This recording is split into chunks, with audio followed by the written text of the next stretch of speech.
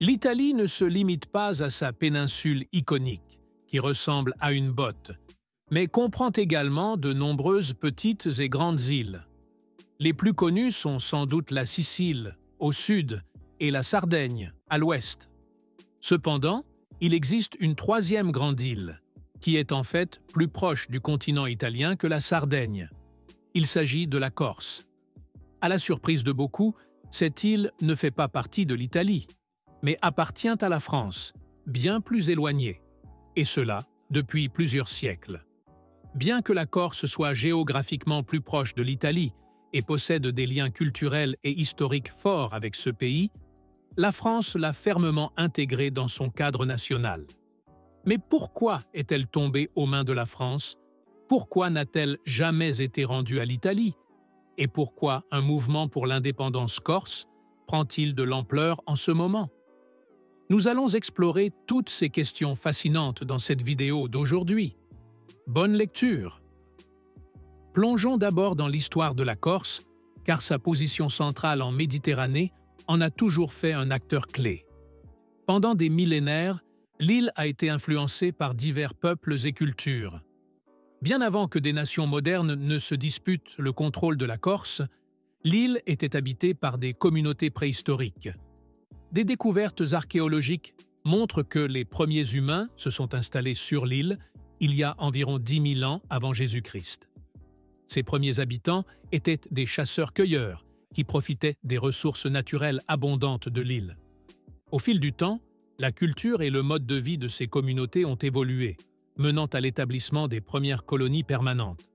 Vers 6 000 ans avant Jésus-Christ, les habitants de la Corse ont commencé à pratiquer l'agriculture et l'élevage.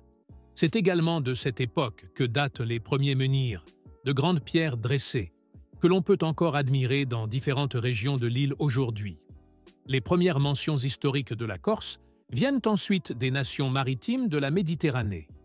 Les Phéniciens, un peuple antique de navigateurs et de commerçants originaires du Liban actuel, furent parmi les premiers à s'intéresser à la Corse. Au IXe et 8e siècle avant Jésus-Christ, ils établirent des postes commerciaux le long des côtes corses, afin d'étendre leurs réseaux commerciaux en Méditerranée. Ces postes devinrent ensuite des colonies permanentes. Cependant, la domination des Phéniciens sur la Corse fut de courte durée. Au VIe siècle avant Jésus-Christ, les Carthaginois, une puissante civilisation méditerranéenne basée dans la ville de Carthage en Tunisie actuelle, commencèrent à étendre leur influence sur l'île. Ils prirent rapidement le contrôle des colonies phéniciennes et intégrèrent la Corse à leur empire commercial en pleine expansion.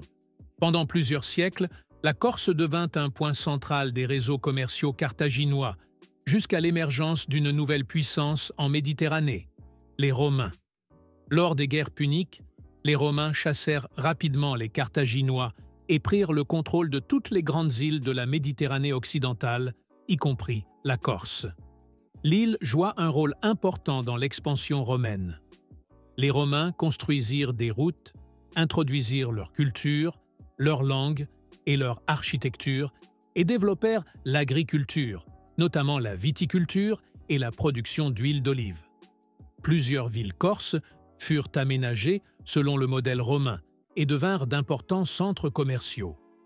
Malgré quelques révoltes sporadiques, Rome conserva le contrôle de la Corse pendant plus de 6 siècles, jusqu'à l'effondrement de l'Empire romain d'Occident au 5e siècle après Jésus-Christ. Pendant cette période, les bases de l'attachement de l'île à la péninsule italienne furent établies. Cependant, la Corse entra ensuite dans l'ère troublée des grandes migrations, pendant laquelle elle fut à plusieurs reprises pillée par divers peuples. Ces envahisseurs furent rapidement repoussés par l'Empire romain d'Orient, également connu sous le nom d'Empire byzantin. La Corse fut ainsi de nouveau sous domination romaine, mais administrée depuis la lointaine Constantinople.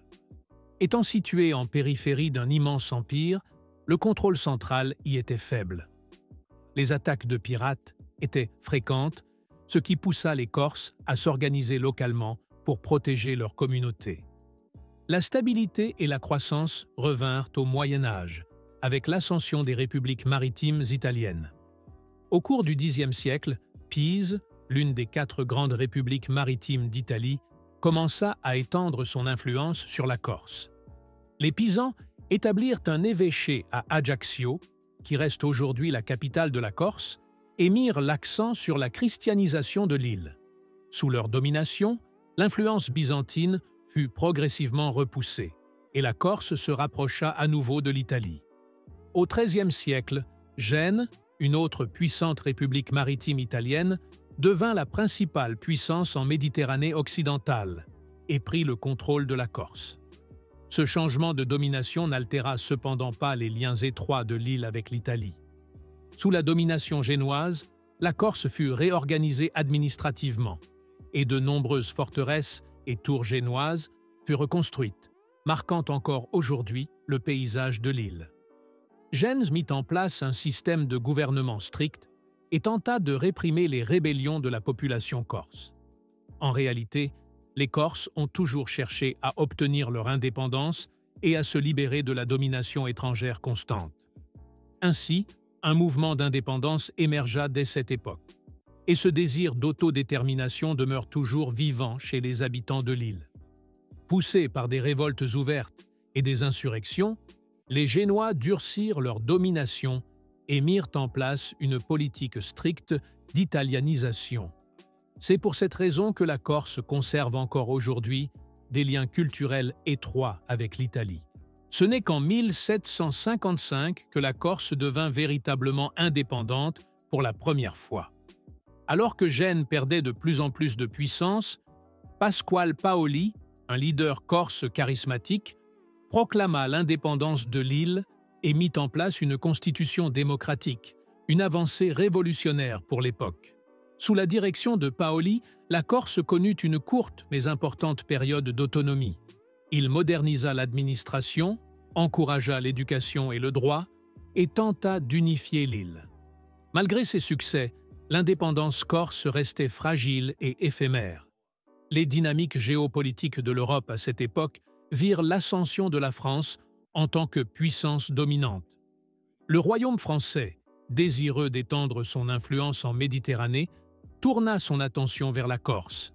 Après une série d'expéditions militaires et de négociations, la France acquit l'île de Gênes en 1768 et lança une invasion pour en prendre le contrôle. Malgré les efforts héroïques des résistants corses, notamment lors de la célèbre bataille de Pont-Novu en 1769, l'île ne put résister aux forces militaires françaises, bien supérieures. La Corse fut finalement intégrée au Royaume de France, mettant fin à sa courte et unique période d'indépendance. La France s'efforça d'intégrer rapidement l'île à son territoire, et la Corse joua un rôle important dans l'histoire française. Non seulement Napoléon Bonaparte était originaire de l'île, mais celle-ci devint également un bastion essentiel de la résistance contre l'occupation allemande pendant la Seconde Guerre mondiale. Bien que des propositions aient été faites, notamment de la part de l'Italie, pour annexer la Corse en raison de sa proximité géographique et de ses liens culturels, l'île resta au fil des siècles une partie intégrante de la France.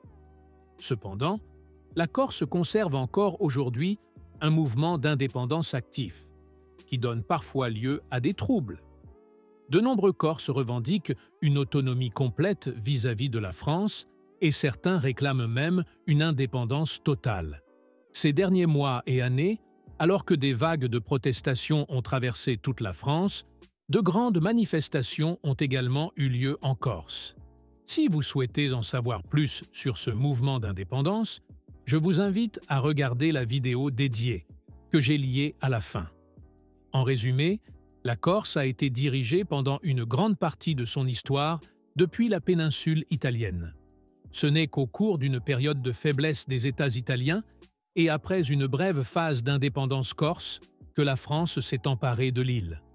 Elle a rapidement consolidé son contrôle, et lorsque l'État italien moderne s'est formé au milieu du XIXe siècle, la Corse était déjà une partie intégrante de la France. De plus, les Corses ont historiquement aspiré à l'indépendance plutôt qu'à une domination par un autre État voisin. Aujourd'hui, la Corse pourrait bien obtenir pour la première fois une autonomie durable. Si ce sujet vous intéresse et que vous souhaitez en savoir davantage sur le mouvement d'indépendance corse, je vous recommande vivement de regarder la vidéo liée.